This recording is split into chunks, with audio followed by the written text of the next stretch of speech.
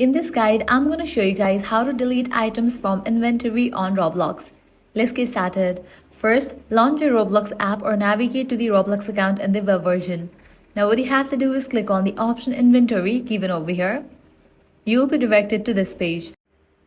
Choose the category where your item is stored, like hats, gear, faces, or anything else. Now here's something most players don't realize. You can only delete items that you either created yourself or purchased with Robux. Items that are default, off sale, or given to everyone by Roblox cannot be deleted. Click on the item you want to delete to open its catalog page. Once you are there, look for 3 dots menu in the corner. If the item meets the criteria, you'll see the option to remove from inventory or delete from inventory. You'll need to click on that option and the item will be permanently removed from your account.